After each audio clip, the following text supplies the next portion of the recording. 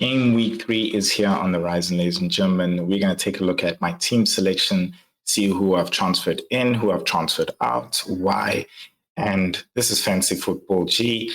I'm your host, Kat. So without further ado, let's get into it.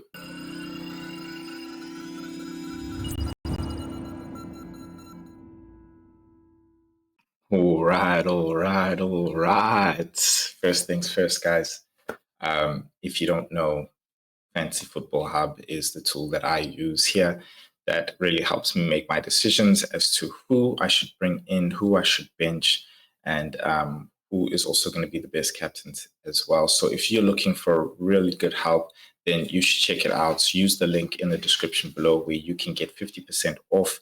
And the great thing about it is if you don't win your mini league, then you can get all your money back, which is honestly amazing. And that offer is not going to be around all season long. So hurry up. It is the beginning of the season and they will be ending that great promotion soon. So use that link in the description below and trust me, you will not regret it. Right. So let us get into my team selection. So just a little disclaimer.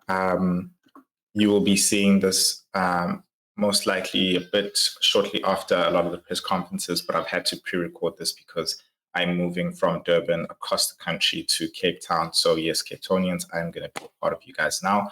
That is just another city in South Africa for all my UK subscribers.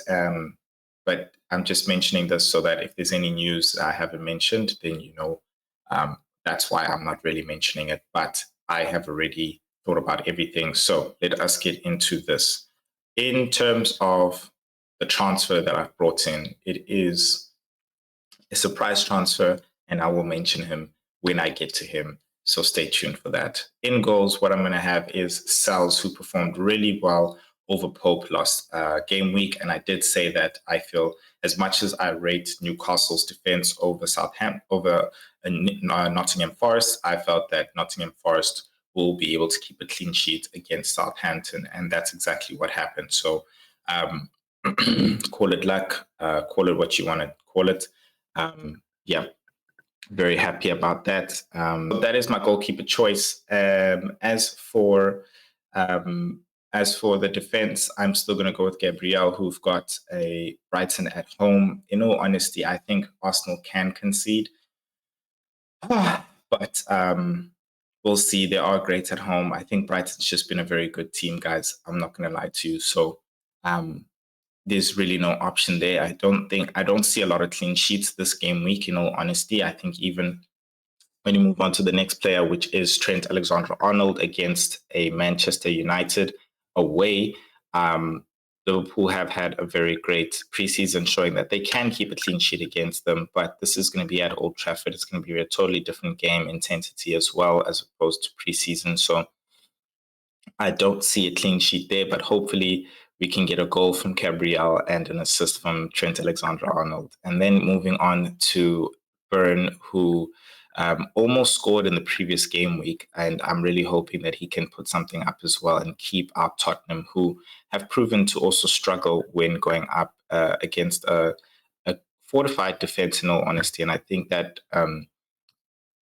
Newcastle can keep them out. So I wouldn't be surprised if there was a clean sheet there and Tottenham couldn't score. So I'm really hoping for that over there.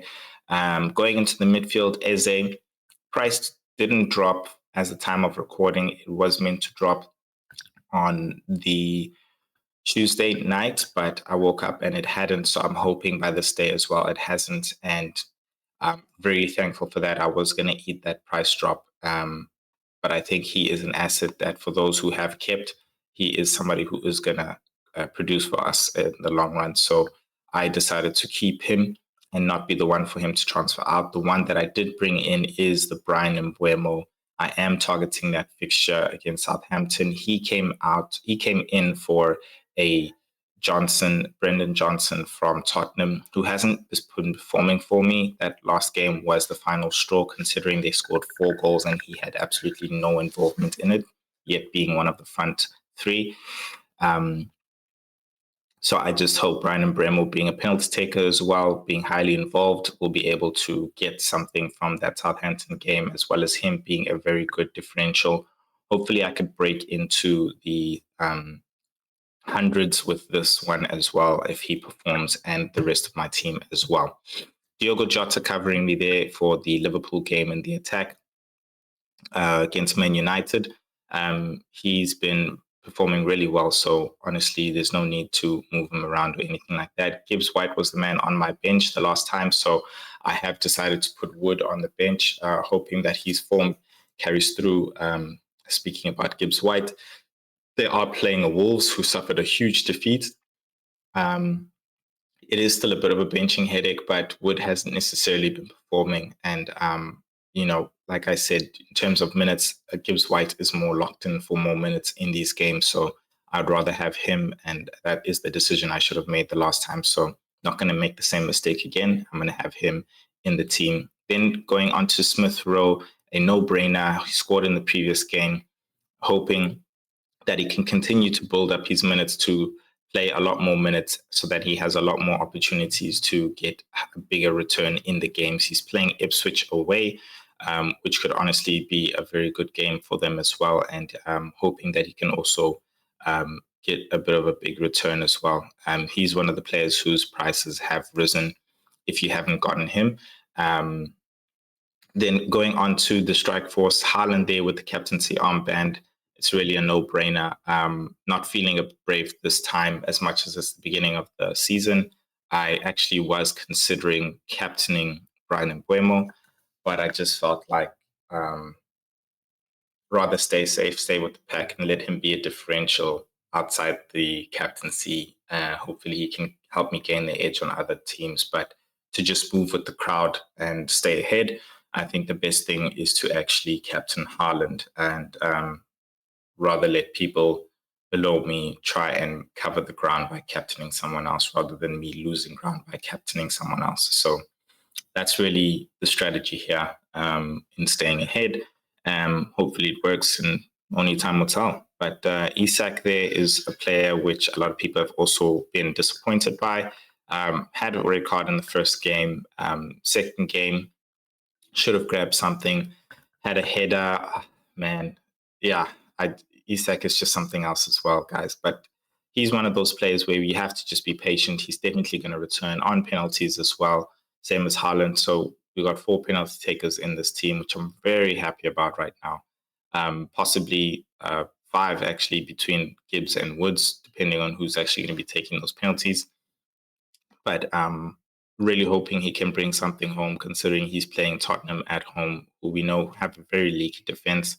On the bench, I've decided to put Wood, as I've mentioned, Pedro Porro, and Cash pulled a hamstring, who I bought in the last game week, hoping that he'll be ready. So I'm hoping he's going to actually recover over the international break so that he is ready for those other better fixtures against Everton and Wolves. And if not, then maybe he is a player which I need to then look at taking out in order to bring in somebody else. So we'll see about that. But yeah, that is the team, ladies and gentlemen. And if you guys want to check out who I also mentioned as to better captaincy options for this game week, then you need to check out this video, as it also gives you a great idea as to who is the best players in terms of team-wise for game week 3. And also, if you want to know what's the best wildcard to use, then you'll find that also in that video. So check that video out. Don't forget 50% off of Fantasy Football Hub.